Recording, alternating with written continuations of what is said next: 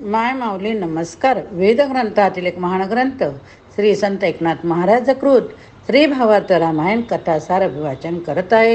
युद्धकांड भाग 40. अयोध्येपासून एक कोसावर असलेल्या नंदीग्रामामध्ये मारुती येऊन तर पोचला. तेथे भरताच्या बरोबर वशिष्ठ आदी करून थोर थोर ऋषी मंडळी व्रतस्थ होते. सर्व तऱ्हेचे भोग सोडून ते कंदमुळे फळे खाऊन वल्कलेने सुंदरात होते. भरत अतिशय चिंताक्रांत होता. 14 वर्षे पूर्ण होत आली तरी अजून रामाच्या आगमनाविषयी काहीच वार्ता नाही, म्हणून तो आपल्या नशिबाला बोल लावित होता. स्वतः रामाची काहीच सेवा केली नाही म्हणून खेद करीत होता. श्रीरामाच्या आठवणीने त्याच्या बरोबरीच्या लोकांची अवस्था तशीच झालेली मारुतीने पाहिले. याच वेळी कौशल्या, सुमित्रा, कैकई भरताच्या भेटीसाठी आल्या. त्यावेळी त्यांना भरताच्या जागी राम दिसला. त्या तिघी तो प्रकार पाहून चकित झाल्या, पण ध्यानाच्या तीव्र अवस्थेमुळे त्यांना भरत हा रामाप्रमाणेच वाटला. पण यामुळे भरताचे दुःख मात्र आणखीनच वाढले. तो आता एवढा धीर झाला की तो म्हणू लागला, वाल्मिकी ऋषींनी 14 वर्षानंतर राम येणार असे जे लिहिले ते खोटे की काय? स्वतः रामाने जे वचन मला दिले तेही खोटे कसे झाले? संजीवनी घेऊन जाताना हनुमंताने मला आश्वासन दिले होते ते खोटे ठरणार की काय? असो, आता ध्येय तरी कशासाठी ठेवायचा? रामाविना याचा काय उपयोग? हे शब्द ऐकल्यावर मात्र हनुमंत भयभीत झाला. आता जर भरताला रामाची कुशाली कळवली नाही तर मात्र भरत जिवंत राहत नाही ही त्याची खात्रीच झाली आणि त्याने मोठ्याने रामनामाचा जय जयकार केला. तो म्हणाला, भरता थांब, निराश होऊ नकोस. मी सीता आणि लक्ष्मणासह रामाला घेऊन आलो. मी नेलेल्या औषधीने रामाने लक्ष्मणाला सावध करून रावणाला मारले. देवांना कैदेतून सोडवले. लंकेचे राज्यभूषणावर दिले. दशरथाचे दर्शन घेऊन राम जानकीसह विमानातून वेगाने येत आहे. तुझ्यावरील प्रेमामुळे त्याने मला निरोप देऊन पुढे रवाना केले. हे ऐकल्यावर सर्वजण सावध झाले. त्यांनी मारुतीला वंदन केले. रामाच्या आगमनाच्या वर्तने क्षणार्धात सर्व वातावरण आनंदित झाले. लोकांनी मंगलवाद्य वाजवण्यास आरंभ केला. हनुमंताने सुमंताला बोलावून सांगितले की तयारी करा, रामाच्या स्वागतासाठी चला. ते शब्द कानी पडताच भरत लगेच उठला, मारुतीच्या पाया पडला. मारुतीने त्याला वरच्यावर उचलून धरले. त्याच्या रामभक्तीची त्याने स्तुती केली. भरताने आनंदाच्या भरात हनुमंताला विचारले, तू रामाचा निरोप आणलास, मला चिंतामुक्त केलेस, सांग तुला काय हवे? धन्य धान्य वस्त्रे भूषणे एवढेच काय, ब्रह्मदेवाचे स्थानसुद्धा मी तुला देईन. भरताचे सामर्थ्य जाणून मारुती टक्क झाला. तो भरताला म्हणाला, तू निश्चितच काही देशील, पण त्रैलोक्याचे राज्य जरी मिळाले तरी रामभजनापुढे त्याची काय मातबरी? या रामाच्या चरणप्राप्तीसाठी ब्रह्मा, शिव आदी करून देवदेवता तळमळतात तरी हरिचरण लाभत नाहीत. ते माझ्या हृदयात असताना मी तर कोणत्या गोष्टीची इच्छा करू? तेव्हा रामचरणा वाचून अन्यत्र कोठेही माझे मन जाऊ नये, हाच वर तू मला दे. हे मारुतीचे बोलणे ऐकून भरताला फार आनंद झाला. त्याने मारुतीला आलिंगन दिले. भरताने याचकांना अपार दाने दिली. आनंदोत्सव साजरा करण्याची आज्ञा दिली. हनुमंत, मंत्री, सेवक, सैन्य यांच्यासह तो रामाच्या स्वागतासाठी निघाला. भरताला हनुमंताचे दर्शन आपण बघितले. आता मारुतीने सुमंताला सर्व सज्जता करून स्वागतासाठी पुढे निघण्याचा आदेश दिला. भरताने शत्रुघ्नाला सांगितले की संपूर्ण नगर सजवा, तोरणे लावा, गुढ्या व्हारा. भरताच्या आज्ञेनुसार सर्व तयारी सुरू झाली. लोकांनी घरोघरी सजावटीला सुरुवात केली. सगळीकडे पताका लावल्या, अंगणे सारवून रांगोळ्या काढल्या, रस्त्यावर स्वच्छता करून माळा लावल्या. शत्रुघ्नाचा उत्साह अवर्णनीय होता. सर्व व्यवस्था एकवार नीट पाहून मग भरत रामाच्या भेटीसाठी हनुमंतासह निघाला. त्याच्या मागून गजर करीत सैन्य निघाले. सुमंत आदी करून प्रधान सेनापती यासह चतुरंग सेना निघाली. भरताच्या 3 माता निघाल्या. त्यांच्यासह ऋषी मंडळी निघाली. त्यात कश्यप, अत्री, वामदेव, जांबाली, गौतम, वशिष्ठ हे मुख्य होते. ते रामाचा जय जयकार करीत निघाले. शिवाय सामान्य नागरिक तर नाचत गात चालत होतेच. मार्गक्रमणा अशा तऱ्हेने चालली असता भरताची बेचैनी मात्र क्षणाक्षणाला वाढत होती. तो आकाशात चारी दिशांना पाहत होता. हळूहळू त्याची बेचैनी उद्विग्न देत बदलली. तो विचार करू लागला की हनुमंताने सांगितल्याप्रमाणे विमान अजून का परत दिसत नाही. मी स्वागताच्या तयारीसाठी थांबलो, ही चूक झाली का? रामाच्या भेटीसाठी खरोखरच एवढ्या वैभवाची काय गरज होती? मी वार्ता ऐकताच लगेच का निघालो नाही? अशा तऱ्हेने चालत असता न राहून त्याने हनुमंताला विचारले, अजून विमान का नाही दिसत? उशीर का लागत आहे? तेव्हा मारुती म्हणाला, राम खरोखरच येणार आहे यात संशयच नाही. पहा, वृक्षावर नवी पालवी आली, फळे फुले आली, ही रामाच्या गुणाची चिन्हे. राम येता येता वाटेत गोहकाला भेटून येणार. तुझ्यासारखाच गोहक सुद्धा राम भेटीसाठी व्रतस्थ बसला. तिकडे राम भरद्वाजाच्या आश्रमात रात्रभर राहिला. भल्या सकाळी उठून तो परिवारासह पुढे निघाला. ते विमान पाहून गोहकाने रामनामाचा जय जयकार केला. श्रीरामाने विमान खाली उतरवले. त्यांना पाहून गोहक धावतच पुढे गेला. त्यांना नमस्कार करण्यासाठी वाकला. तोच रामाने त्याला वरच्यावर उठवून आलिंगन दिले. तो देवादिकांना ऋषिमुनींना सापडत नाही, तो गोहकाला लिंगन देतो. हे पाहून गोहकाच्या भाग्याचा त्यांनाही हेवा वाटला. आता आपण पुढच्या भागात भरत रामाच्या भेटीचा प्रसंग पाहणार आहोत. आता आपण बघितले गोहकाला रामाचे दर्शन. आता बघूया पुढचा भाग. गोहकाच्या भावार्थासाठी त्याला राम भेटला. खरोखर जर एक भाव नसेल तर इतर सर्व गोष्टी व्यर्थ होय. भाव दृढ असला तर वैकुंठीचा ईश्वर सुद्धा सुलभ वाटतोय. येथे तर साक्षात प्रेमभावच भरताच्या रूपाने रामाला भेटण्यासाठी निघाला होता. मारुतीने कितीही समजूत घालण्याचा प्रयत्न केला तरी भरत कासावीस झाला होता. तो चालताना पदोपदी पडत होता, उठून पुन्हा चालत होता. असाच प्रवास चालला असताना आकाशात विमान दिसू लागले. त्याला वेष्टून उड्डाण करीत येणारे वानर सैन्य दिसले. रामनामाचा गजर ऐकू आला. खरोखरीच राम आला. रामाची विमानातून उतरण्याची वाट न पाहता भरत जणू एखाद्या तीरासारखा धावत विमानापाशी गेला. विमानात चढून त्याने रामाच्या पायावर लोटांगण घातले. रामाने त्याला उठवले, हृदयाशी धरले. काही काळापर्यंत दोघे तटस्थ होते. अशीच शत्रुघ्नाने रामाची भेट घेतली. ही सर्व कथा मी एकनाथ जनार्दनाच्या कृपेमुळे सांगत आहे. तो जनार्दनच सर्व करता करवित आहे. त्याच्याच शब्दामध्ये आता मी या पुढील कथा सांगतो, ती श्रोत्यांनी ऐकावी. मी माझ्या परीने तुम्हाला सांगण्याचा प्रयत्न करत आहे. जर काही चुकले तर तुम्ही मोठ्या मनाने क्षमा करतातच, पण आता ज्या काही कथा त्या तुम्ही ऐका. भरत शत्रुघ्न येताना बरोबर रामाच्या मातांना घेऊनच आले. सोबत सुमंत असं मंत्रिमंडळ होते. शिवाय कुलगुरू वैशिष्ट्य आदी करून ऋषींचा समुदाय पण आला होता. इतर नागरिक गणित होते. त्यात सर्व जातीचे प्रजाजन होते. त्यावेळी वाद्यांचा मोठाच गजर झाला. ऋषींचा समुदाय पाहता क्षणी रामाने स्वतःच विमानातून खाली उडी घेतली. सर्व मुनिवरांचा साष्टांग नमस्कार केले. नंतर तो सर्वांसाठी ऐकेला भेटला. तिने काही बोलायला सुरुवात करताच रामाने स्वतःच तिचे सांत्वन केले. तिने स्वतः वाईटपणा घेऊन रावण वध, जनस्थान मुक्ती, देवांची मुक्तता याला सहाय्यच केल्याचे त्याने तिला सांगितले. तिची समजूत घालून मग त्याने कौसल्या, सुमित्रा यांना नमन केले. जानकी, लक्ष्मण यांनी अत्यंत नम्रतापूर्वक सर्वांना नमन केले. कौशल्याने सीतेला आपल्या मांडीवर बसवून घेतले. अयोध्येची आलेली प्रजाजन रामाच्या भेटीसाठी तिष्ठत उभे होते. ते पाहून रामाने विचार केला की प्रत्येकाला स्वतंत्रपणे भेटण्यास प्रचंड वेळ लागेल, तरी आता एकदम एकाच वेळेस सर्वांना भेट देऊ असा विचार करून त्याने असंख्य देह धरले. तो प्रत्येकाला भेटला. असे झाले की प्रत्येकाला जळी स्थळी काष्टी पाशाने सर्व पशु पक्षी वृक्ष सर्व ठिकाणी रामच दिसू लागला. तेव्हा मित्र सासरे जावाई, बहिणी भाऊ भाऊ, माता पुत्र परस्परांना राम म्हणून आलिंगने देऊ लागले. म्हणूनच आपण सुद्धा गावाकडे एकमेकाला भेटलो की राम राम पाहुणं, राम राम श्रीराम असं बोलतोय. परस्परांचे वेगळेपण विसरून जातो. नंतर रामाने सुग्रीव, विभीषण यांची वैशिष्ट्यांची भेट करून दिली. नळ, नीळ, अंगद, जांबुवंत आदी करून 10 सेनापतींना भरताला भेटवले. रामाचे सहाय्य करते म्हणून त्याने सर्वांना लोटांगणपूर्वक नमस्कार केला, त्यांची स्तुती केली. श्रीराम हा सर्व सोहळा पाहत असताना आनंद विभोर होऊन तटस्थ होता.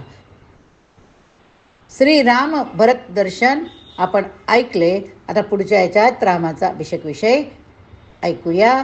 सर्वांना भेटून भरत पुन्हा रामापाशी आला. त्याने रामाला विनंती केली. रामाशिवाय स्वतःची, जनतेची, अयोध्येची जी विकल अवस्था झाली होती ती वर्णन केली. रामाच्या पुनरागमनामुळे झालेला आनंद त्याच्या रोमरोमातून जणू प्रकट झाला होता. किती सांगू किती नको अशी त्यांची संभ्रावस्था झाली. तो पुन्हा पुन्हा रामाची स्तुती करू लागला. भरताचे प्रेमाचे बोल ऐकून वानरांना आनंदाने भरते आले आणि त्याने आकाशदूत जाईल एवढ्या जोराचा होकार केला. सर्व प्रजाजनांनी सुद्धा त्यात आपला आवाज मिसळून रामनामाचा जयजयकार केला. श्रीरामाने भरताला पुन्हा एकदा लिंगन दिले. ऋषींच्या समुदायासह तो विमानात चढला. तेथे त्याने त्या भरताला प्रेमाने आपल्या मांडीवर बसवले. डावा मांडीवर सीता, उजव्या मांडीवर भरत बसला. सर्व मातांना विमानात बसवून घेतले. इतर सर्व जणांना आपापल्या वाहनातून येण्याची रामाने आज्ञा केली. त्याप्रमाणे रामाचा जयजयकार करीत ते आपापल्या वाहनात बसले. रामाच्या विमानासह सर्वजण नंदीग्रामामध्ये भरताच्या आश्रमात आले. तो आश्रम, तिथली भरताची एखाद्या वनवासी माणसाप्रमाणे राहणी पाहून रामाला अत्यंत आनंद झाला. नंतर रामाने काय आज्ञा केली ती ऐका. कुबेराचे कामग नावाचे विमान रावणाने हिरावून नेले होते, त्यामुळे तो दुःखी आहे. आता रावणाचे निर्वाण झाले. कुबेर लोभी नाही हे मी जाणतो, तथापि ज्याची स्तुती वस्तू त्याला देणे हे माझे भूषण आहे. तेव्हा आता कुबेराला नेऊन द्या. भरताचे दूत आज्ञेप्रमाणे ते विमान घेऊन कुबेरापाशी गेले. त्यांनी रामाचा निरोप त्याला सांगितला. रामाचे दूत आले आहे ते समजल्यावर कुबेराने त्याला साष्टांग नमस्कार केला. रामाच्या दयाळूपणाची स्तुती केली. राम दूतांचे पूजन सत्कार करून त्यांना निरोप दिला. आपल्या तिन्ही मातांना वंदन करून रामाने राजवाड्यात प्रवेश केला. सर्व अयोध्येचे नागरिक आनंदित झाले होते. सर्वांची इच्छा होती की रामाला लवकरात लवकर राज्याभिषेक व्हावा. भरताची तीव्र इच्छा होती, म्हणून त्याने सर्व मंत्रिमंडळासह रामाला विनंती केली की त्याने लवकरच राज्याचा स्वीकार करावा, वनवासाच्या व्रताची समाप्ती करावी आणि वल्कले जटा त्यांचा त्याग करून राजवस्त्रे भूषणे अंगीकारावेत. सर्व लोकांची ती इच्छा पाहून मारुतीने रामाला विनवणी केली की भरतला राज्यलोभ मुळीच नाही हे आम्ही प्रत्यक्ष पाहिले, तरी आपण आता राज्य स्वीकारावे. वशिष्ठ मुनींनी रामाला तशीच आज्ञा केली. ती शिरस्वंद्य मानून रामाने राज्याभिषेकाची तयारी करण्याची सूचना केली. रामाला राज्याभिषेकाचा निर्णय आपण बघितला. आता रामापूर्वीच रामायणाची रचना करणारा वाल्मिकी मुनी धन्य. रामाची नित्यसंगती मिळणारे अयोध्येवासी धन्य. धन्य आहे तो भाग्यशाली भरत. राज्याभिषेकाची तयारी चालू झाली. सर्व देवांचे इंद्र बृहस्पती संगे आला. शुक, वामदेव, नारद आले. दत्त सिद्धांसहित आला. ध्रुव, उपमन्यू आले. गंधर्व, मरुतगण, जलदेवता, पाताल देवता, वनदेवता, यक्ष आले. 14 लोकपाल येऊन दाखल झाले. कैलासपती सहकुटुंब सहपरिवार आले. वैकुंठपती आले. 8 महासिद्धीच्या समवेत ब्रह्मदेव आला. नवग्रह आले. आकाशात भूमीवर अतिशय गर्दी झाली. संपूर्ण अयोध्येच्या नागरिकांनी नगर शृंगारले. जिकडे तिकडे मंगलवाद्यांचे ध्वनी ऐकू येऊ लागले. वशिष्ठांनी भरताला सांगितले तशीच तयारी करण्यास त्याने सुरुवात केली. सुग्रीव विभीषण आदी करून रामाच्या मित्रपरिवाराला बोलावले. त्यांनी त्यांची राहण्याची उत्तम प्रकारची व्यवस्था केली. राज्याभिषेकासाठी सहकार्याची त्यांना विनंती केली. उत्तम शुभ दिवशी गुरुपुषामृत योग असलेला जा शुभ दिवस निवडला. 4 समुद्राचे पाणी आणवले. त्यासाठी रत्नखचित सुवर्णकुंभ घेऊन मारुती उत्तर दिशेला, नळ पश्चिमेला, अंगद पूर्वेला आणि ऋषभ दक्षिणेला गेला होता. हळूहळू रामाच्या राज्याभिषेकाचा दिवस जवळ येऊन ठेपला. अयोध्येच्या परिसरात पाहुण्यांची दाटी झाली. पृथ्वीवरील देशोदेशीचे राज्य आले. नाना प्रकारचे कलावंत आले. वनवासी आश्रमवासी लोक आले. वशिष्ठाने रामाचे पूजन ज्याला करायचे असेल त्याने यथाशक्ती करावे अशी आज्ञा केली. नंतर राज्याभिषेकाच्या दिवशी पहाटे रामाच्या जटा सोडून त्याला मंगलस्नान घातले. सर्व ऋषींनी मिळून राम सीतेला रत्नमंडपात बसवले. राज्याभिषेकाच्या विधींना सुरुवात झाली. सर्व नद्यांमधून सागरांमधून आणलेल्या पाण्याने रघुवीराला अभिषेक करायला आरंभ झाला. ब्राह्मणांचा वेदघोष चालू होता. प्रत्येकाने रामावर जलसिंचन केले. देवांनी अमृताने अभिषेक केला, तर सोमाने औषधीने, मनुष्याने प्रेमरसाने, गंधर्वांनी स्वराभिषेक केला, हरिदासाने नामगजराचा अभिषेक केला, भरत शत्रुघ्न आदी करून सर्वांचा अभिषेक करून झाला. नंतर रामाला राजवस्त्रे अर्पण केली, मंगल तिलक मस्तकी रेवला. वशिष्ठांनी स्वतः त्याला राजमुकुट घातला. शुभ्र रंगाचे छत्र त्याच्यावर धरून शत्रुघ्न उभा राहिला. सुग्रीव विभीषण चांबरे घेऊन धरून झिंजणारा घालीत होते. रावणाच्या बंदिवासातून सुटल्यामुळे आनंदित झालेल्या देवराज इंद्राने तर अमरपुरीच्या सर्वश्रेष्ठ वस्तूंनी श्रीराम सीतेचे पूजन केले. वायू, सागर, नवग्रहांसहित सूर्य अशा सर्वांनी तसेच लोकपाल यांनी रामाचे नानाविध प्रकारांनी पूजन केले. श्रीरामाने स्वतः सीतेचे पूजन केले. सिंहासनावर होता अत्यंत शोभून दिसत होते. सर्व राजगृह सभागृह एखाद्या चित्रपटासारखे दिसत होते. त्या दृश्याचे यथातथ्य वर्णन कोण करू शकणार बरे? पण एकनाथ महाराज म्हणतात की मी अल्पबुद्धीवाले, तरी माझे सद्गुरू जनार्दन स्वामी यांच्या कृपेने हे वर्णन केले. खरे म्हणजे माझ्याद्वारे माझे गुरुच बोलत आहे असं मला वाटते, आणि मी हे वाचताना सुद्धा स्वतः श्रवण तुम्ही करताय, मी अभिवाचन करते, पण मला जो आनंद होतोय त्या आनंदात मी तुम्हाला सामील करण्याचा प्रयत्न करते, आणि तुम्ही नक्कीच श्रवण करत असालच. आता आपण श्रीराम राज्याभिषेक बघितलंय. आता पुढे रावणाचा निपात करून आल्यावर श्रीराम राज्याभिषेकपूर्वक अयोध्येच्या राजसिंहासनावर आरूढ झाले. त्यावेळी तो रघुवीर प्रत्येकाला ज्याच्या त्याच्या भावनेनुसार दिसला. मूळ रामस्वरूप निर्गुण निराकार असून सुद्धा ब्रह्मा इंद्र आदी देवांना तो असा दिसला की भूलोकांच्या खालील सप्तपाताळे हे त्याचे पाय, भुवरलोक मांड्या, स्वर्गलोक ओटीपोट, महरलोक नाभी, जनलोक हेच हृदय, तपोलोक कंठ, मूक सत्यलोक, ओम तत्सत हे त्याचे सर्वांग असा तो विश्वरूप होय.